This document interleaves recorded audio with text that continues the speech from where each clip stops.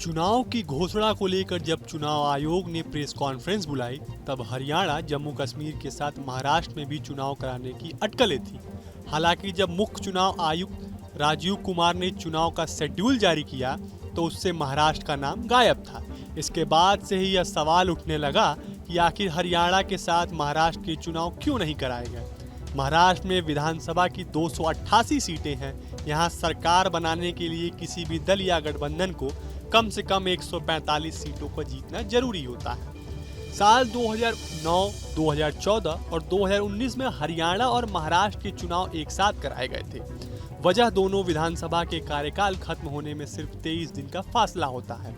हरियाणा विधानसभा का कार्यकाल 3 नवंबर और महाराष्ट्र विधानसभा का कार्यकाल 26 नवंबर को खत्म होगा।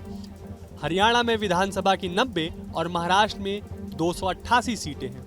पिछले 15 सालों से लोकसभा के तुरंत बाद इन दोनों राज्यों में ही चुनाव होते हैं और उन्हीं को फायदा मिलता है जिनकी पार्टी केंद्र में सरकार बनाती है। अब सवाल ये है कि जब पिछले 3 चुनाव साथ हुए, तो इस बार चुनाव आयोग ने दोनों राज्यों के चुनाव साथ क्यों नहीं करवाए।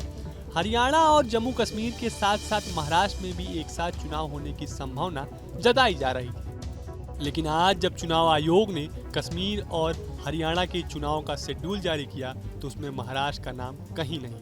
ऐसे में जब प्रेस कॉन्फ्रेंस में पत्रकारों द्वारा जब पूछा गया कि आखिर इस बार हरियाणा और महाराष्ट्र का चुनाव साथ क्यों नहीं हो रहा है, इसके पीछे राजीव कुमार ने तर्क दिया। उन्होंने कहा कि महाराष्ट्र में विधानसभा का कार्यकाल 26 नवंबर तक है, इसलिए अभी यहाँ चुनाव नहीं कराया गया है। राज्य के कई हिस्से बाढ़ से प्रभावित हैं, इसलिए चुनाव कराने का रिस्क नहीं लिया जा सकता है। राज्य में गणेश चतुर्थी और दिवाली जैसे बड़े त्योहार आ रहे हैं। चुनाव की घोषणा से इस पर फर्क पड़ता है। आयोग के तर्क के बाद विपक्ष इस बात को पचा नहीं पा रही है। वहीं इसके बाद महाराष्ट्र के कई बड़े नेताओं ने आयोग के इस तर्क पर निशाना साधा। शिवसेना उद्धव गुट के नेता आदित्य ठाकरे ने बीजेपी के एक राष्ट्र एक चुनाव की बात पर चुटकी लेते हुए कहा कि आयोग ने जो कारण बताए हैं वो काफी शर्मनाक है। आदित्य ने चुनाव आयोग को समझौता आयोग बताया है। 2024 के लोकसभा चुनाव में महाराष्ट्र में एनडीए की करारी हार हुई थी। 48 सीटों वाली महाराष्ट्र में महाविकास अघाड़ी के दलों को 29 सीटों पर जीत मिली थी। वहीं एनडीए को सिर्फ 17 सीटों पर ही सिमट गई। चुनाव में महाविकास अघाड़ी का वोट प्रतिशत 43.7% था, जबकि एनडीए का 43.5% था। विधानसभा वाइज देखें तो 288 सीटों में से 154 सीटों पर महाविकास अघाड़ी दलों की बढ़त मिली थी।